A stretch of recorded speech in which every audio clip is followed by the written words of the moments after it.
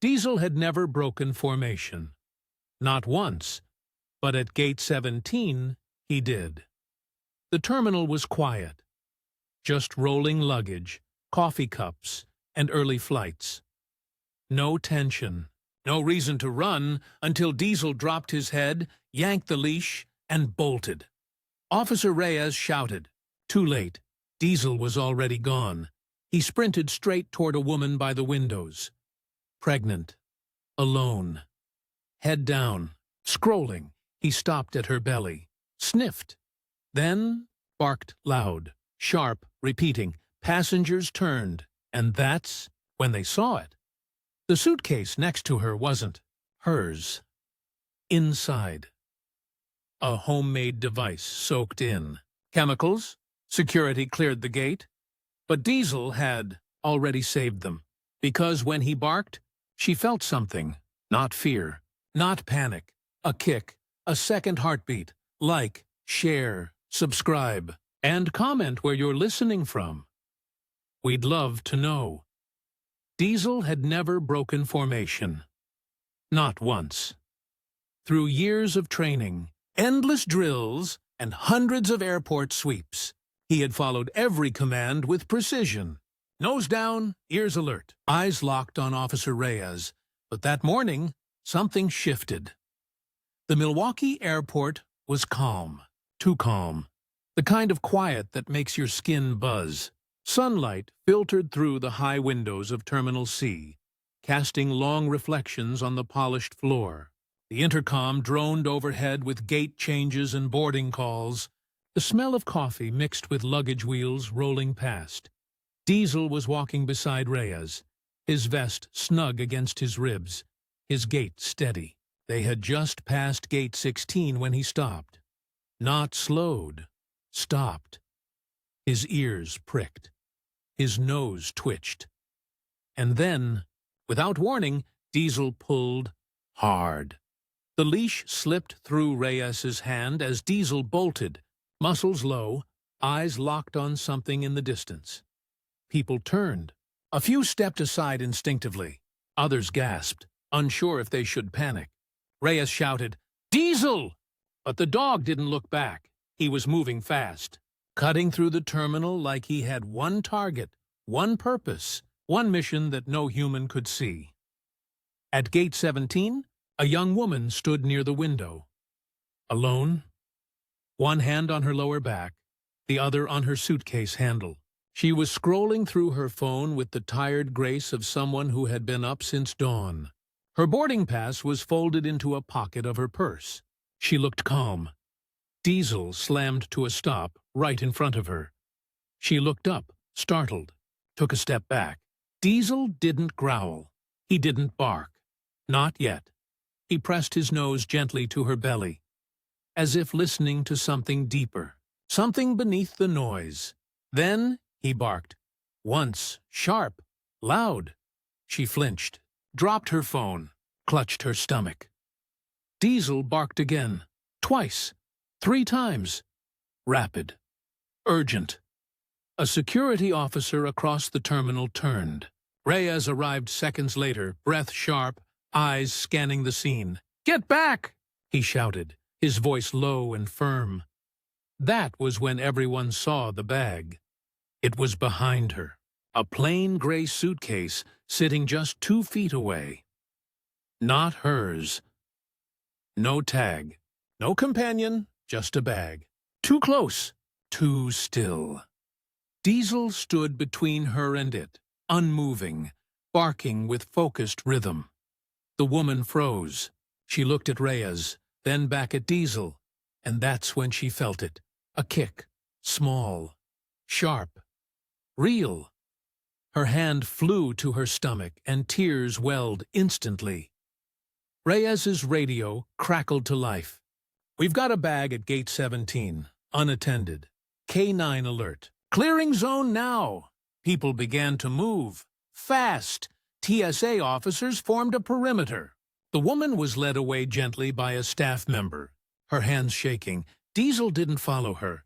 He stayed, guarding, holding that invisible line between danger and life. There are moments in life that demand more than reaction. They demand instinct. And in that moment, Diesel wasn't just a dog. He was a barrier, a translator, a listener of heartbeats no one else could hear. The terminal went silent before it went chaotic. Once the radio call confirmed a K9 alert, everything shifted into a language the public didn't speak. Stern voices, controlled movements, fast, sharp hand signals from security. Gate 17 was cleared within seconds, cordoned off with flexible barriers and stanchions, leaving only Diesel, Officer Reyes, and a rapidly forming emergency response team inside the perimeter. Emily was ushered behind a rolling luggage cart used as an improvised barrier. She clutched her small carry-on bag like it was a lifeline, her other hand resting protectively on her belly. Her boarding pass lay forgotten on the floor, fluttering in the breeze from the ventilation. Diesel stood stock still, ears forward, tail low but alert. His chest rose and fell in steady rhythm, eyes locked on the bag as if waiting for it to breathe. The bomb squad arrived fast, not in a panic, in a flow, suited, gloved, wired, moving like a single entity broken into 4 people. One technician moved forward with a mobile X-ray unit, while another slowly unfurled a blast shield between Diesel and the suitcase. Reyes gently pulled Diesel back just 2 steps. Only 2. The dog resisted at first, then gave in, settling beside his handler but never turning his head. It was a training moment they'd never practiced, because there was no command for this. Emily watched through the gap in the partition. Her heart was pounding, not just from adrenaline, from awareness, from realization. That suitcase had been close enough to touch. She had been standing there, unaware, checking her gate on her phone, wondering if she'd have time for a bathroom stop before boarding. And if not for Diesel. The technician held up a hand. Everyone froze. A faint beep confirmed what Diesel already knew. Chemical trace confirmed, someone said softly. That changed everything. In less than 3 minutes, the terminal was evacuated, not just Gate 17, the entire concourse. Jet bridges were sealed, flights delayed, overhead announcements paused, and Emily? She was placed gently on a bench near the window of a shuttered coffee kiosk, wrapped in a thermal blanket, even though she wasn't cold. A young female officer offered her a bottle of water. Her fingers trembled as she took it. "Ma'am," the officer said, crouching next to her, "can you confirm if you touched that bag?" Emily shook her head. "No, I didn't even see it." Her voice caught. "I didn't even know it was there." The officer nodded, her expression softening. "You were very lucky," she said quietly. Emily looked past her, toward Diesel. He was still standing guard, tail flicking once, like a punctuation mark at the end of a sentence no one had said yet. In the middle of it all, Reyes stepped aside and radioed in an update. K9 Diesel locked on a suspicious item. Alert Level 2 confirmed. Civilian unharmed. Suspect bag secured.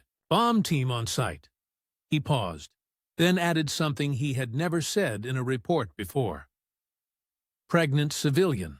Diesel intervened before exposure. He didn't say more. Because what else could you say? A bomb-sniffing dog had just sensed something deeper than chemicals, something primal, something no scanner could detect. Across the concourse, the story was already spreading. "Did you see that dog? He saved her life. There was a baby. She was pregnant. He just knew." People pulled out phones, not to film the chaos, but to share what they'd seen. The moment the dog pressed his nose to her belly.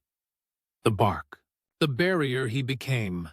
And slowly, the emotional wave began. One father held his child closer. A woman whispered, "That dog's an angel." Even the barista at the closed coffee counter blinked away tears, because deep down, Everyone knows, dogs don't lie. If you've made it this far, you're part of this story now. Part of what Diesel saw, part of what he protected. So if this moment moved you, if it made your heart race, or your eyes sting, take a second now. Click like. Drop a comment for Diesel, and subscribe for more true stories that remind us the best instincts aren't human. We're just getting started. The airport resumed operations within 3 hours. Flights were rescheduled, passengers redirected. Terminal C reopened with cautious calm and the practiced efficiency of a place trained for worst-case scenarios. But not for Emily. She sat in a small private security office near baggage claim, wrapped in a TSA-issued blanket, watching her reflection in a wall of one-way glass. Her hands rested on her stomach, protective and still. The room smelled faintly of printer ink and stale coffee. She had declined the hospital, declined the wheelchair, declined everything except the space to breathe. And still, her hands shook. Across the glass, Diesel stood in a narrow corridor with Officer Reyes and a supervisor from the K-9 unit. His vest had been removed, revealing the ripple of muscle beneath his tan black coat. His ears twitched every few seconds, his head occasionally turning toward the door, waiting, watching, still alert, still locked in. Reyes ran his hand down. Diesel's back with the kind of calm only built through years of trust. "He's not rattled," the supervisor said, glancing through the glass. "That's good, but we'll keep him off the floor for now. Just in case." "In case of what?" Reyes asked softly. "In case that wasn't just training instinct," the supervisor said. "Because that wasn't protocol. That was something else." They were all thinking the same thing. Diesel had alerted before the scan, before the sensors, before anyone else had registered the threat. And he hadn't alerted to the bag first. He'd gone straight to Emily. Inside the interview room, a calm-voiced security liaison named Beth sat across from Emily with a legal pad in her lap and a soft, almost motherly presence. "Do you mind if I ask how far along you are?" 34 weeks, Emily said quietly. "Due next month," Beth nodded. "Boy or girl?" "I don't know yet. I wanted it to be a surprise." Beth smiled gently. "It already is." Emily laughed once, short, breathless, and wiped a tear before it could fall. "I didn't even know the bag was there," she said. "I was checking my gate. I didn't feel anything strange. Not until he barked. And then—" Beth leaned in slightly. "What did you feel?" Emily hesitated, then placed her hand against her belly again. "A kick. Strong. Like they knew, too." There was a long silence between them. Outside, Diesel sat beside Reyes, eyes closed now, chest rising and falling in a rhythm that didn't match the bustle of the terminal beyond the wall. Reyes spoke without looking up. "You think it was the chemicals?" The supervisor shrugged. "Maybe. Could be. Could be scent particles, static buildup, any number of environmental cues. These dogs are trained for all of it." "But he skipped the bag," Reyes said. Went to her. Another silence. Reyes finally turned to look at Diesel. "He heard something. Or felt something," the supervisor replied. They watched as Diesel shifted slightly, nose twitching in his sleep. Meanwhile, across the terminal, news had started to spread beyond the airport. A passenger posted a tweet. "Police dog just saved a pregnant woman at MKE Airport. Barked before security found a device. No injuries. Absolute hero." It was reposted 3,000 times in 2 hours. An airport staffer shared a short clip to Instagram. Diesel standing in front of Emily, barking. The caption read, "He protected her before anyone saw the danger. That's not training, that's love." Within 4 hours, the clip had over 1.2 million views. And by the time Emily's mother reached her phone later that evening, she had already seen the story online and cried before she even heard her daughter's voice. Stories like these don't spread because they're dramatic. They spread because they touch the part of us that remembers. Protection is not always loud. Instinct is not always human, and heroes are not always wearing capes. Sometimes they're covered in fur. Sometimes they don't wait to be told. Sometimes they just know. 3 weeks later, Emily walked into the Milwaukee K9 Unit headquarters holding a small paper bag and a baby bump that looked noticeably lower than before. The front lobby was quiet. Neutral walls, polished floors, a framed American flag. The kind of space that smelled like floor wax and history. At the front desk, a young officer stood when she entered. "Emily Cardenas?" he asked, already knowing. She nodded. "I have something for Diesel." The officer smiled. "He's been expecting you." Diesel had been temporarily rotated off duty since the incident at Gate 17. Not because he was unstable, quite the opposite. His behavior during and after the alert had been flawless, but the department agreed. Dogs like Diesel don't just work cases. They carry them. And sometimes they need space to come back to neutral. Reyes had taken him home during the rotation.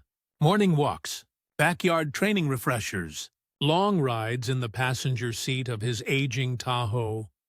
Diesel remained focused, calm, but something about him felt different. He had always been loyal. Now, he was watchful, as if waiting for something to return, and that something walked through the hallway door that morning with tired eyes and a soft smile. Reyes met Emily in the briefing room. She held out the small bag like it contained something sacred. "These are from my baby shower," she said. "It was last weekend." Reyes took the bag. Inside was a folded card and something wrapped in tissue. He opened it carefully. Tiny baby socks. Hand-knitted. Red and black. A little tag sewn into the side. Diesel's buddy.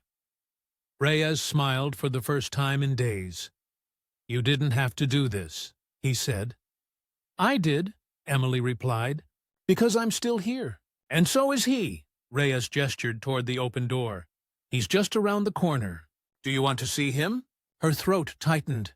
"I need to." Diesel stood the moment she stepped into the kennel run. Not with excitement. Not like he would for a favorite toy or a familiar scent. He stood like he recognized her soul.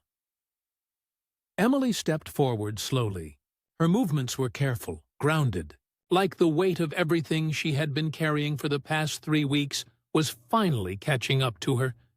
She crouched in front of him, one hand on her belly, the other extended. Diesel lowered his head and pressed his forehead gently against her palm. They stayed like that for a long time.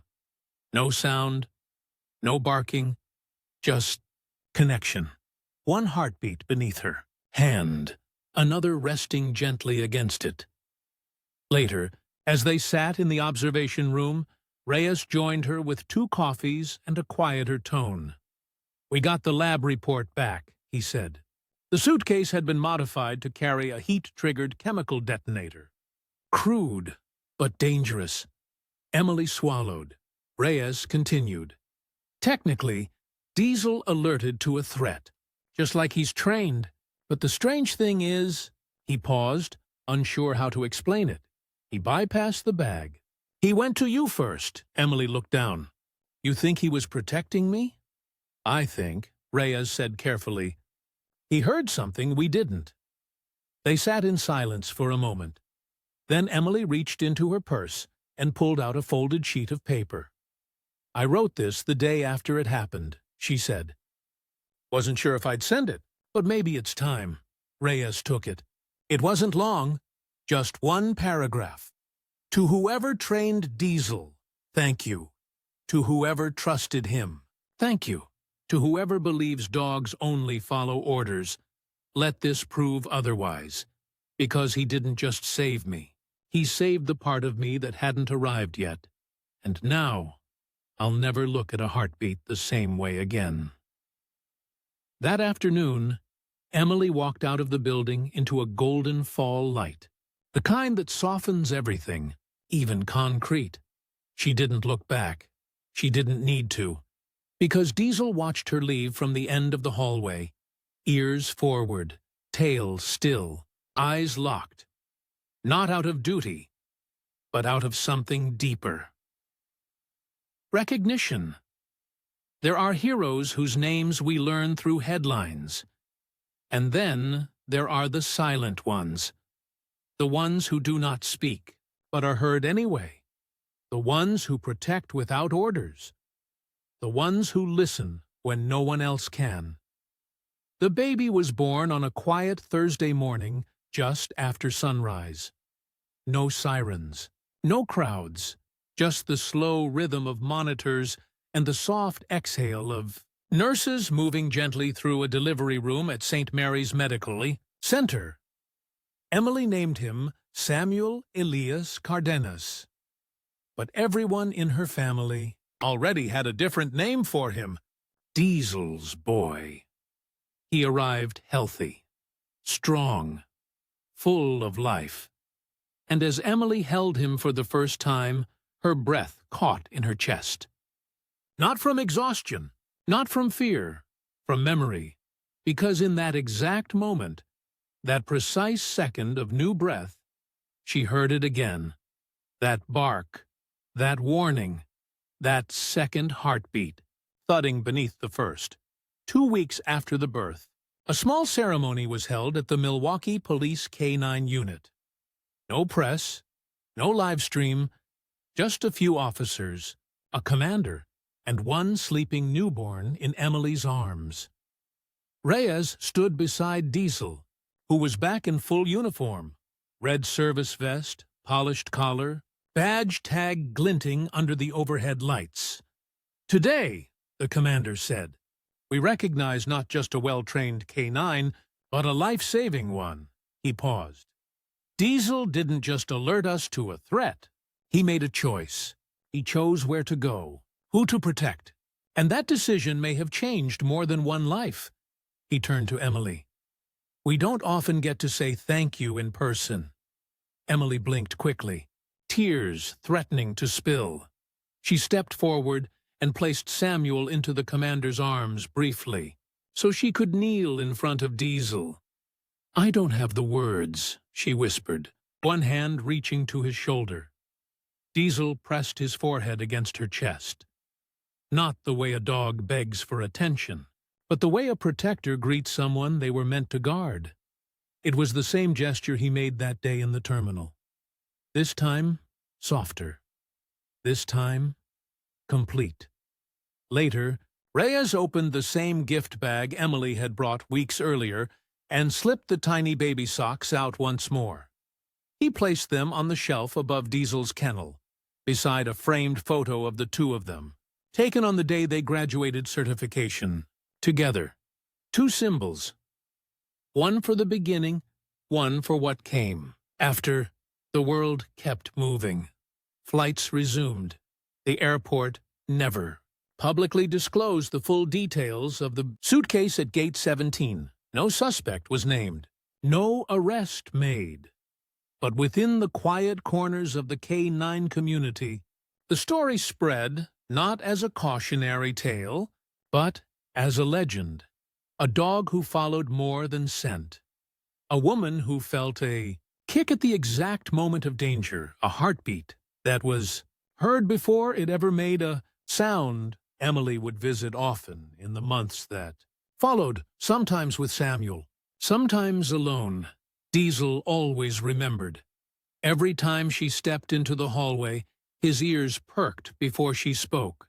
He'd rise slowly, walk forward with gravity, and sit beside her like they had never been apart.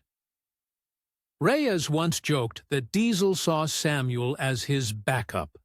Emily laughed, but deep down, she agreed. Because some bonds don't need words. some. Stories don't end with medals. They keep echoing in the shuffle of airport feet, in the grip of a mother's hand, in the stillness before a bark. This was never just about one rescue. It was about instinct over instruction, connection over protocol, a dog who trusted something invisible and was right. So if you followed this story to the end, we want to ask you something simple. Do you believe dogs can feel things we cannot? If so, this is your moment to honor one who did. Click like, leave a comment. For Diesel, for Emily, or for someone you've loved who trusted their instinct when no one else would. And subscribe for more true stories like this, where instinct saves lives and love wears 4 paws, because sometimes the most heroic thing a dog can do is simply listen.